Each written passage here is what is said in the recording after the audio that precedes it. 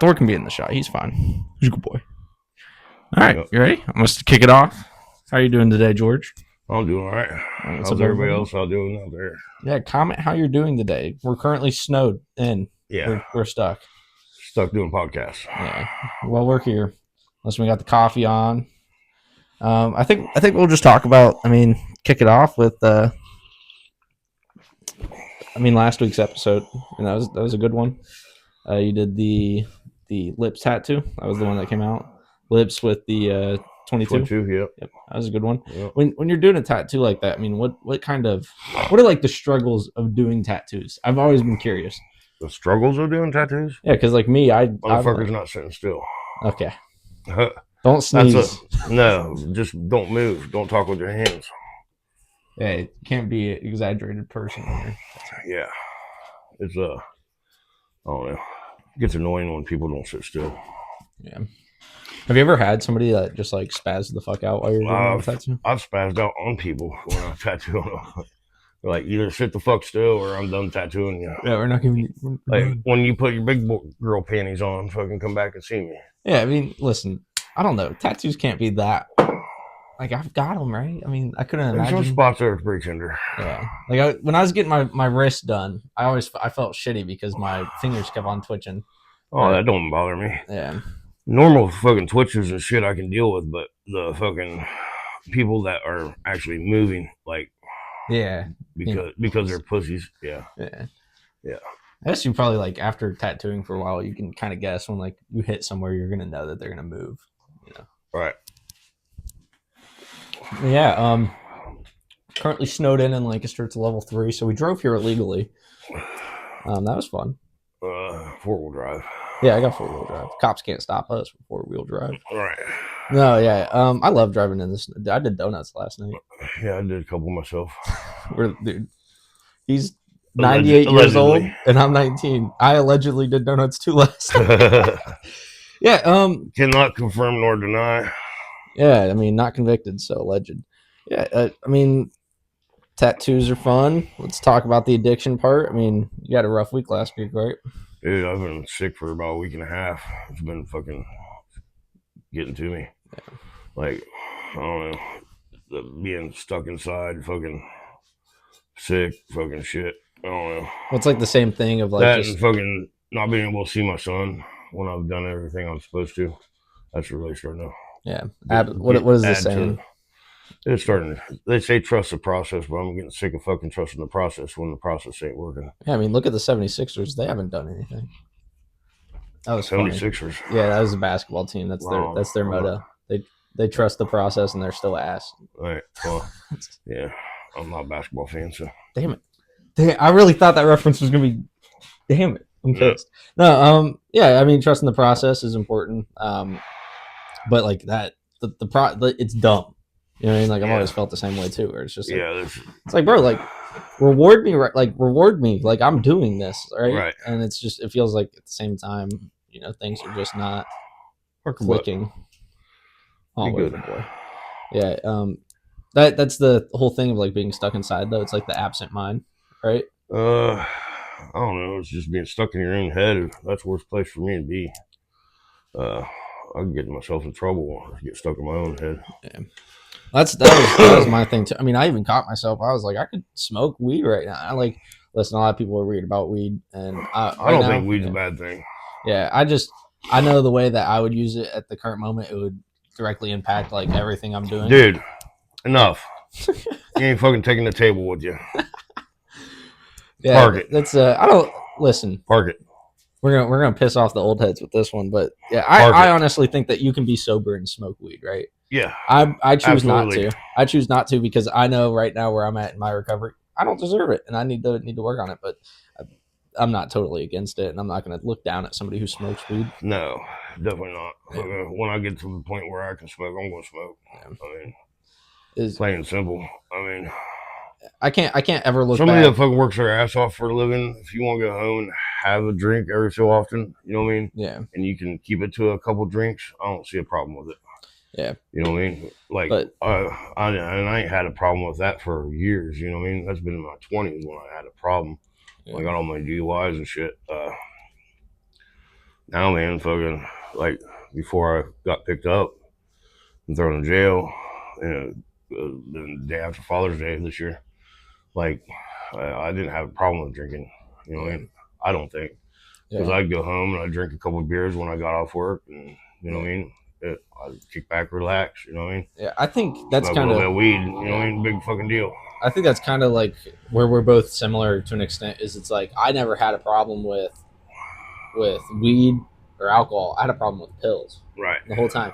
And like my thing that happened with me is like I was prescribed the pills. I never Right. bought pills off the street. I never did anything like that. But they ruined my fucking life. Like they ruined everything for me. I couldn't hold down a job. I couldn't get my mind right. I was more depressed. I was just like, Yeah.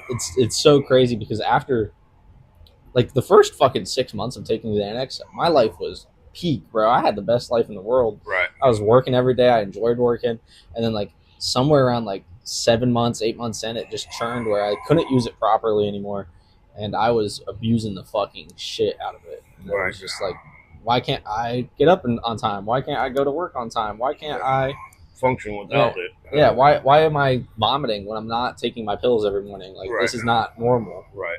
And that's to the point I got. It was just terrible. Yeah, that's the way I was with methamphetamines. You know, fucking, I just needed it every day. But I'm glad I'm not fucking on that fucking devil with that devil in my life anymore. For real. Absolutely. It's definitely a fucking big life change. So like, yeah, people probably just won't get pissed off about this podcast. You know what I mean? Because fucking, it's opinions, man. Yeah, opinions. Like you said, or I said just a minute ago, you know what I mean? If you can maintain it by having a couple drinks and being able to go home and relax like an adult, yeah, you're a fucking adult. You're allowed to do that. You know yeah, what I mean? I mean it's recovery, correct? Like you're supposed to recover. Yeah. I mean, if you see, like, we are in a different day and age where it's not like alcohol is not the biggest problem for a lot of people anymore. No. It's drugs. Drugs are way easier to access. They're way more normalized. And I mean, I'm not saying that alcohol is not all a age problem. groups too. Yeah. You know what I mean? It's more accessible to kids, I think. In high school, I knew kids who were doing pills. Like 2 years ago, I knew kids who were doing pills. That's like unheard of, bro. Yeah. Like when I asked my parents about it, they're like, "Yeah, my friends smoked weed, but never did any of what you're talking about." Right? I know kids that were going and doing like Molly in the parking lot. Yeah. All right, you want to hear a good story about?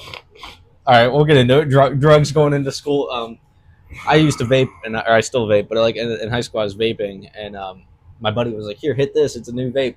It was a dab pen, and I didn't smoke weed at the time, and I didn't know. And I went into class like high as fuck, and I was like, "I need to go home right now." You're paranoid. Yeah, I was paranoid, and then like the teacher was like, "Hey, are you okay? You're not talking like at all." And I was like, I'm sick. I need to go to the nurse." I went home. I signed myself out. Like I'm leaving. Yeah, that was fun. No. Allegedly did that. Yeah. Fix that. No, that's crazy. Yeah, fucking. Also, I'd like to shout out Josh Honeycutt with Cold Classic Tattoos. He's thinking about doing a thing once a month, doing cover ups for people that have tattoos that are hindering them from employment or something in their past that they want to get rid of. You know what I mean? Yeah. So shout out to Josh. Ciao, Josh. You know, right here, Cold Classic. Sick. I love that, man. I'm huge. That's I love this cover up to this day. I mean, like it's and I was like confident going into like my job interviews and stuff here recently. I wasn't like they're gonna see this terrible tattoo on my hand and think I'm an idiot. Right. Yeah. Like no. Wait till they see the one on my hip, man. That one's worse.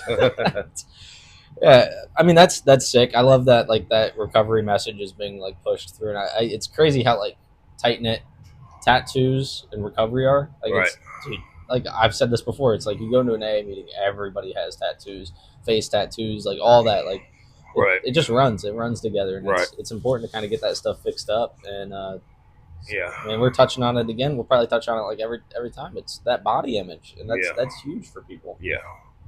gives you that boost of confidence that you need, you know what I mean? Or that fucking closure and at some point of your life that you just don't want to know about or think about on an everyday basis when you look down and you see a bullshit tattoo or something that's related to something worse too, right, you know, and that's something you yeah, human trafficking, or, you know, all that. I've done a couple cover-ups like that. That's terrible. Self-harm tattoos, cover-ups, I've done them where people have like cut themselves, you know what I mean? I'm about ready to do one next Monday for that. I don't know, just helps people out move on in their life, you know what I mean? Absolutely. That's really huge for a lot of people. Right. Don't be knocking the pole over. Don't do it for. Now that's yeah, I think we kind of hit that stuff. I mean, you had a rough week. What kind of helped you get through that kind of shitty week that you just had? Knowing that fucking if I picked up, fucking, you know what I mean, my son would be the one suffering for it, not just me. You know what I mean? It's more failure's not an option, you know what I mean? Yeah. I just don't get why the courts have not allowed me to see my son yet. My biggest struggle, because as of now, I'm at Sunrise Recovery on my own. You know what I mean? I don't have to be there. Yeah. I'm there because I want to be there. You know and I feel like that's huge, and like the fact that that's not recognized is crazy. I mean, you're literally like subjecting yourself to drug tests. Yeah. Right. Like if you were on a weekly. Yeah. If you wanted to go fuck up, you'd leave. Yeah. Exactly. Like that should show that, you know what I mean, I'm taking my sobriety serious. I'm taking this whole thing serious. And it seems to me that, like, they think I'm not taking it serious is the way I'm taking it. You know what I mean? Yeah. It's kind of fucking irritating. Absolutely. But I don't know. And getting through, I was thinking about this the other day, and it's like I was kind of writing about like New Year's Eve. It's like I didn't drink New Year's Eve, right? I didn't drink because I was worried about losing a chip or like some shit like that. I wasn't worried about disappointing my sponsor. I was worried about losing everything that I have built in the past 90 something days since I quit Xanax and got out of the mental hospital. And now I'm here and I have like a lot more things in my life that I want to keep around that I know if I drink or if I use again, then I'm going to lose. Right. And that's really what is keeping, like, a lot of people say like, oh, I come to meetings and they keep me sober. And if that's what's going on for you, keep on going. That works perfectly. But like my goal in recovery is to get to a point where I don't even have to think about going to AA meetings. Right. I go because I want to go there and fellowship with people. Right. Yeah. But I want to be able to keep myself sober because I'm to the point where I'm like being picky to what ones I go to, because I don't know, there's a couple people that's been at AA meetings have put a bad taste in my mouth for it, for people that actually run meetings and shit. Yeah. And they're the ones that are being rude during the lead or something. You know what I mean? That takes a lot. I mean, I've done the lead twice now. So when you get up there and you're sharing your story, to fucking sit there and laugh and carry on is rude as fuck to me. You know what I mean? And I don't know. I just don't get that. It'd drive me crazy. Get it, man? Especially when one of the ones sitting there laughing and carrying on and saying, I'm high as hell right now, you know what I mean? Yeah. And don't fucking come to the meeting. You know what I mean? If you're high as hell, don't come to a fucking meeting. Yeah, that's just fucking disrespectful. Unless you're going because you need help, but if you're just going to fuck around, yeah, you want to sit there and cackle and carry on and laugh about being high. You're in the wrong place. Yeah. I mean, that's just disrespectful as hell to me. It's all good. Thor's going to cheer you up right now. Yep. You want to come give me some gay lovins? Listen, I feel like we're in a good spot. I think I like keeping these short. I feel like kind of the way to keep it going back. I feel like we covered a lot of shit today. Right. Listen, we're going to be back with more tattoos, and maybe Thor will make another cameo. Yeah, he'll probably be here. I can tell he's gay by rubbing his dick on my knee. Yeah. Look at that eye contact you just made with me while you're doing it. Yeah, he likes eye contact. He's making me watch right now. This is my man. What the fuck? My man. Gay Bob. All right. You want to cut a promo real quick? We got to make a Patreon at some point. Oh, what? You want to cut a promo? Cut a promo? Yeah, just be like, hey, like and subscribe. Yeah, like, subscribe. I don't know, give us a follow. Love to see your comments as well. We will fucking keep up on comments. We will reply. Yeah.